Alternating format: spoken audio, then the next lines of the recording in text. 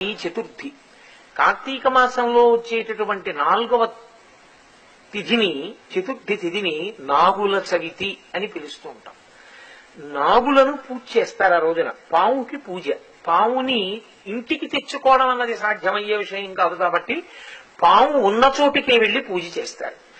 నాకు మీరు ఒక విషయం కొంచెం జాగ్రత్తగా ఆలోచించి చెప్పండి. సాధారణంగా నాగుల చవితి చెయ్యనటువంటి వాళ్ళు ఉండరు. అన్ని వర్ణముల వారు చేస్తారు. అందరూ తలస్నానం చేస్తారు, చక్కగా పుట్టక పెడతారు, ఏదో అందులో గుడ్డు వేస్తారు, లేకపోతే చిమ్మిలి వేస్తారు, లేకపోతే చలివిడి వేస్తారు, లేకపోతే ఆవు పాలు పోస్తారు, ఆ పుట్ట చుట్టూ తిరుగుతారు, పిల్లా పాపలతో నమస్కారం చేస్తారు, ఇంటికి వచ్చేస్తారు.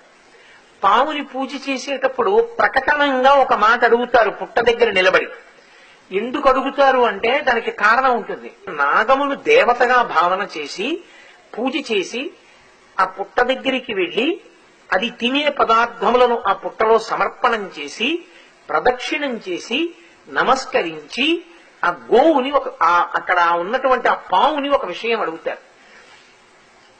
లౌకికంగా చాలా నాగరికమైనటువంటి ఏదో సంస్కృత భాషలో చెయ్యవలసినటువంటి శ్లోకములు కాకుండా చాలా తేలిక భాషలో అందరూ అడిగేటటువంటి రీతిలో అడుగుతారు. అందుకే నాగుల చవితికున్న విశేషం ఏమిటంటే దానికి ఏదో సంస్కృత పూజా విధానం ఏమి ఉండదు. వీళ్ళందులో పాలు పోసేస్తారు, అక్కడ నిలబడి ఓ మాట అడుగుతారు. నన్నేలు నా గన్న నా కులము నేలు, నా ఇంటి నేలు, నన్ను కన్నవారి నేలు, నా ఆప్తులను ఏలు, పడగ తొక్కితే పగవాడనుకోకు, నడుము తొక్కితే నావాడనుకో, తోక తొక్కితే తొలగితూ వెళ్ళిపో, ఈ నూకల్ని పుచ్చుకో మూకల్ని ఈ పిల్లల నూకల్ని పుచ్చుకో మూకల్ని ఈ పిల్లల మూకల్ని ఈ. సంతానకారకుడు నాగదేవత. నాగదేవత అంటే సుబ్రహ్మణ్యుడు. అందుకే పురుష వీర్యమునందుండేటటువంటి సంతానోత్పత్తి కారక కణములు సర్పరూపంలో తిరుగుతూ ఉంటాయి అని మనకి పెద్దలు చెప్తారు. నేను ఈ మధ్య ఒక సైంటిఫిక్ జర్నల్లో ఆర్టికల్లో కూడా చదివాను ఆ విషయాన్ని.